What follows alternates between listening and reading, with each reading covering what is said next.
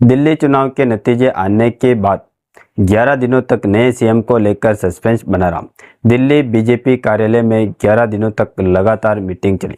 19 फरवरी को सीएम चुनने के लिए हरियाणा के पूर्व बीजेपी प्रेसिडेंट ओपी धनखड़ और बिहार बीजेपी से राज्यसभा सांसद रविशंकर प्रसाद को पर्यवेक्षक बनाया गया और उसी दिन शाम को धनखड़ ने रेखा गुप्ता के 501 रुपये का शगुन दिया, जिसके बाद रविशंकर प्रसाद ने दिल्ली के नए सीएम रेखा गुप्ता का नाम ऑफिशियली अनाउंस कर दिया और इसके बाद साहब प्रवेश वर्मा को दिल्ली का अगला उप मुख्यमंत्री बनाने का फैसला लिया गया। वहीं विजेंद्र गुप्ता को विधानसभा स्पीकर बनाया गया। ऐसे में नाम अनाउंस होने से पहले ही बीजेपी के सभी 48 विधायकों को सीएम के नाम का पता चल गया था, लेकिन उन सभी विधायकों का फोन बंद करा दिया गया था कि यह नाम रविशंकर प्रसाद के अनाउंस करने से पहले कोई विधायक लीक ना कर दे। तो सवाल है कि कैसे प्रवेश वर्मा, विजेंद्र गुप्ता, दुष्यंत गौतम और मनोज तिवारी जैसे दिग्गजों को पछाड़कर रेखा गुप्ता बन गए। सीएम कौन है? रेखा गुप्ता। और बीजेपी ने इन्हीं सीएम क्यों बनाया? नमस्कार, मैं राधेश्याम और आप देख रहे हैं KSR न्यूज़ 24। सबसे पहले आपको बता दूं कि रेखा गुप्ता दिल्ली की चौथी और देश की 18वीं महिला मुख्यमंत्री बनी है। ऐसे मुख्यमंत्री चुने जाने से पहले तक रेखा गुप्ता बीजेपी का बड़ा नाम नहीं थी। हालांकि रेखा को 2015 और 2020 के विधानसभा चुनाव में शालीमार बाग सीट से चुनाव में उतारा जरूर गया, लेकिन वो दोनों चुनाव आम आदमी पार्टी की वंदना कुमारी से हार गई। 2023 में उन्हें शैली ओबेरॉय के खिलाफ मेयर के चुनाव में भी उतारा गया। वहां भी रेखा को हार का मुंह देखना पड़ा। पर किसे पता था 2 साल पहले जो मेयर का चुनाव नहीं जीत पाई, वही रेखा दिल्ली की सीएम बन जाएगी। अब उस सवाल पर आते हैं कि वह कौन सी वजह है कि जिसकी बदौलत रेखा गुप्ता पर बीजेपी ने दांव आजमाया। पहली वजह, रेखा भी पूर्व सीएम अरविंद केजरीवाल की तरह वैश्य समाज से आती है और दिल्ली में वैश्य समुदाय व्यापार में होल रखता है। यह हमेशा बीजेपी का कोर वोटर माना जाता है और इसी वजह से भाजपा के 3 नेताओं के नाम सीएम पद की दौड़ में थे। इनमें रेखा गुप्ता के अलावा विजेंद्र गुप्ता और जितेंद्र महाजन का भी नाम था। दूसरी वजह, महिला वोटर। देखिए, दिल्ली विधानसभा चुनाव में महिला वोटर का अपना दबदबा रहता है।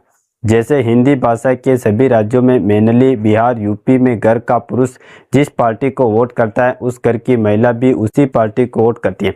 वह अपने पति या घर के ओनर के खिलाफ नहीं जाती। लेकिन दिल्ली में ऐसा नहीं होता। पुरुष अगर किसी ए पार्टी को वोट करता है तो उस घर की महिला किसी भी पार्टी को वोट दे सकती है।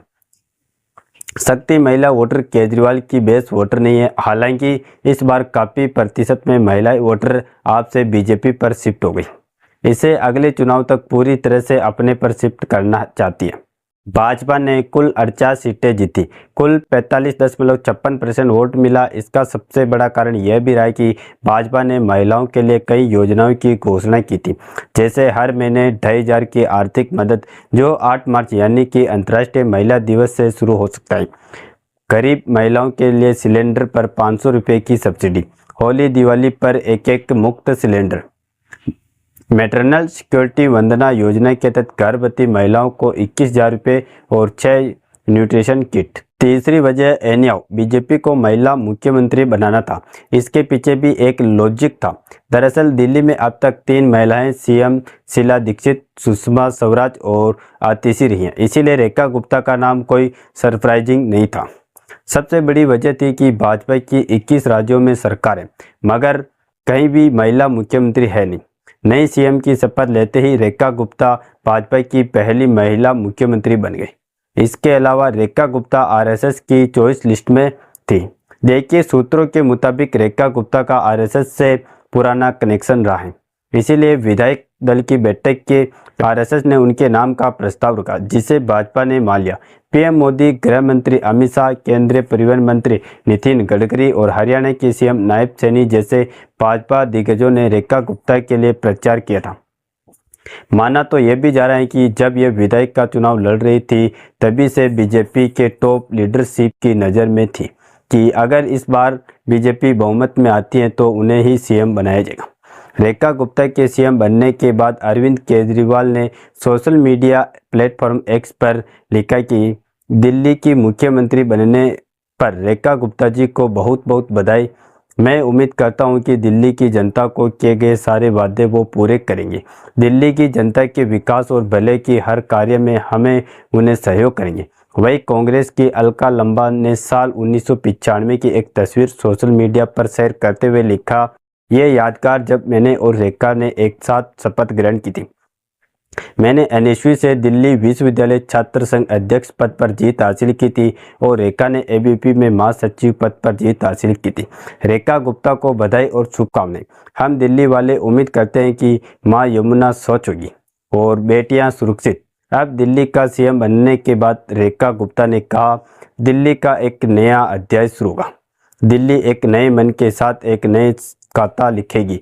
तो नई सीएम रेखा गुप्ता दिल्ली को ठीक से संभाल पाई, यह भी एक बड़ा सवाल है, क्योंकि यह दिल्ली है। यहाँ की जनता बिहार, यूपी, झारखंड जैसे राज्यों की वजह या राज्यों की तरह जाति, धर्म, मंदिर, मस्जिद के नाम पर वोट नहीं करती, बल्कि शिक्षा, स्वास्थ्य, बिजली, पानी जैसे मुद्दों को प्रायोरिटी में रखती है। नई सीएम रेखा गुप्ता के सामने मेन 2 चुनौतियां होंगी। अगर वो इन चुनौतियों का सामना ठीक से कर पाई तो एक अच्छा मुख्यमंत्री साबित हो सकती है।